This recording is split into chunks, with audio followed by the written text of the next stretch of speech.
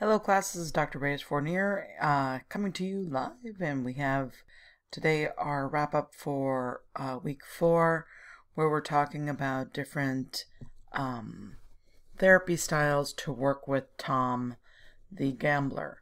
I'm not going to talk about Tom so much. I'm going to talk about the different therapies that you went over this week.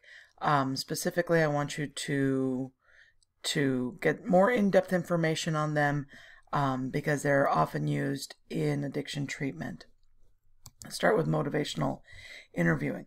Motivational interviewing is probably the newer one to the bunch. It is used widely in addiction treatment because it focuses on the client's ability to change, and it uses the change process to push the client along. It does not have any issues with ambivalence, which is that, I don't even know if I want to change. I'm cool where I am. It doesn't care about resistance because it rolls with it. It is a conversational style that if you can learn it, it will help you in every kind of therapy, not just substance abuse. It'll help you with every kind.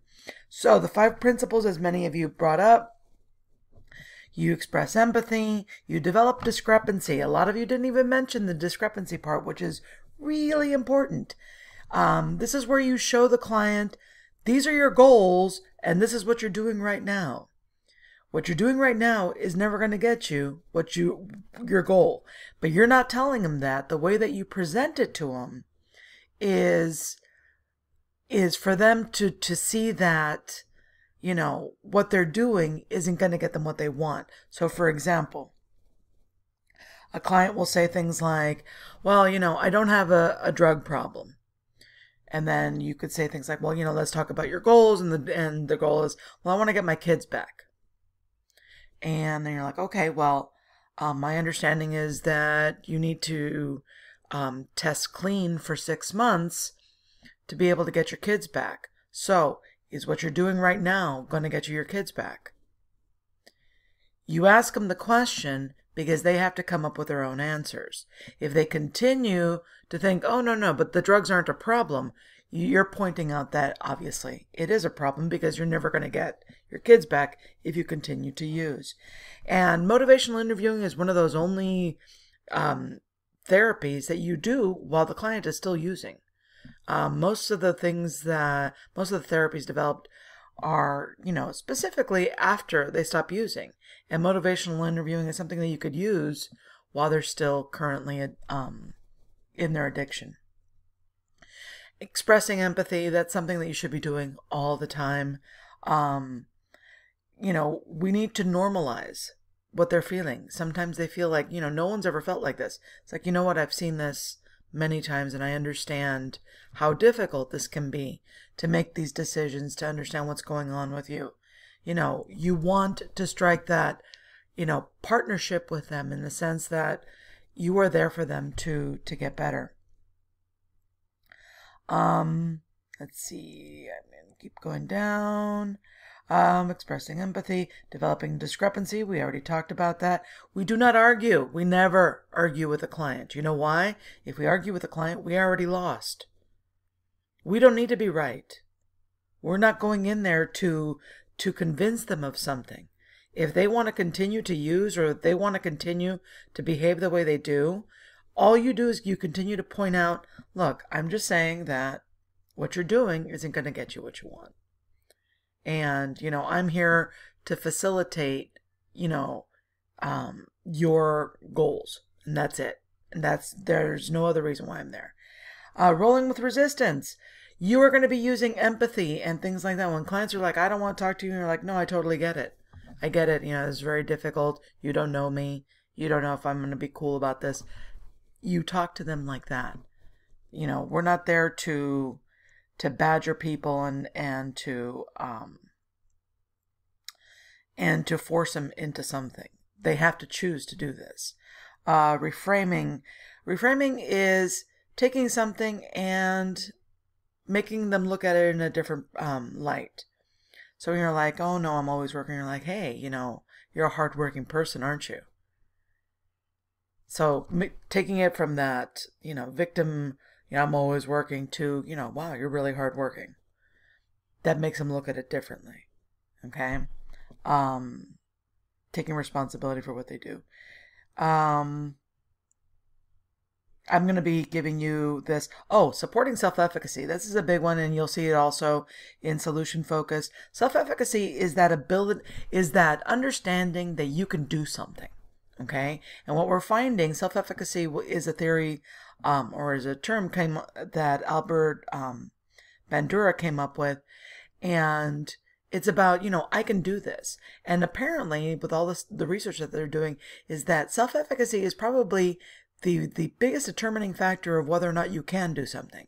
So if a client says something like, I believe I can get my kids back, you're like, great. You need to have that attitude. Or, I believe I can do this. Fantastic. Yes, I'm really proud that you're thinking that way. Blah, blah, blah, blah, blah. That's very important. I'm going to be giving you that article so you can look at it. Solution-focused therapy. Solution-focused therapy is actually newer than motivational interviewing, and it's used a lot in treatment because it's considered a brief therapy, and you're only focused on the solution. Here's the caveat to it, and they often don't mention it because they think it's so awesome, but it is very difficult to focus solely on the present and the future with somebody who is currently addicted and who has not accepted the fact that they are having a problem. Because if you don't understand that you have a problem, why would you even think of a solution for it? Okay? And this is one of the issues I had with people suggesting this for Tom, because Tom's not really thinking he has a problem yet. He's not convinced he has a problem. Okay, so I'm going to be giving you this website so you could read this over. The solution-focused therapist is looking at what is it that's worked before for you and work with that. And then, you're in a partnership with them. You're in a, it's like you are working together at coming up with these solutions. And the sessions are more like meetings because you're there to negotiate and you're there to help them figure things out. It's very clear, it's concise. You're not talking about feelings at all. You're talking about, okay, what are you going to do? Okay, so your gambling's an issue. So how are you not going to gamble? Okay, so then we're going to do this one day at a time. Instead of gambling, you're going to do this. And then you actually come up with plans on how to fix this. One of the coolest things that they do, and actually it's used in other therapies too, but it's the miracle question. The miracle question is one of those things that, it almost is like one of these things just doesn't belong here. The miracle question really doesn't look like it belongs in solution-focused therapy at all, because it's asking them not to focus on the reality, but to focus on almost like the magical. If you woke up tomorrow and you are no longer gambling, and you didn't have financial debt, and you were okay with your wife and your friends, Tom, what would it be like? Tell me what your day would be like. And then Tom would be like, oh no, it'd be great because I can go to work, concentrate on my work, get things done, get home, be with my wife and have a nice dinner and, just be together and laugh and like we used to. Now, what that does is it forces the client to look at the fact that their life doesn't look like that right now. And it forces them to see that, yeah, maybe I do need to change some things because that miracle sounds really good. And the idea is to convince them that they are in charge of that miracle and they can make that come true. So that's why one of the things, I don't think that really belongs there because, it seems so fluffy. Whereas they're not very fluffy. Cognitive restructuring. Cognitive restructuring is an old Albert Ellis thing. It's part of cognitive behavioral therapy. Cognitive restructuring is looking at your distorted thoughts. what are Tom's distorted thoughts? Tom thinks that gambling is good, or who was it that said that? I think Lynette said that if I keep gambling, I'm going to win big. You know, that's the distorted gambling thought. And by the video that I posted yesterday, you could see that they don't even care if they win. They're just about the bet, too. They're just as excited about betting as they are about winning. So you focus on what is that. Let's find that distorted thought. Then Albert Ellis was very much about using logic with these things. You know, look at these weird thoughts that you're having and test them. Looking at your thought patterns like a scientist. Track the accuracy of the thought. So, Tom, track the accuracy. When you are betting, are you winning? No, you're not. Okay, because that's why you're in debt. And you want to point those things out to them, because that thought is wrong. And that is what's motivating the behavior. Then test it. Go out there and test it. Now, of course, when you're gambling, sometimes you win, sometimes you lose. Okay? But the idea is that overall, he's probably going to lose. You're going to evaluate the evidence, which is looking at the losses, looking at the fact that you are in debt, that you're lying to people. So obviously, those thoughts do not work. Mindful meditation. The idea is that, when those thoughts come up, push that thought away and concentrate on something else. Breathe. Do something to take your mind off of it.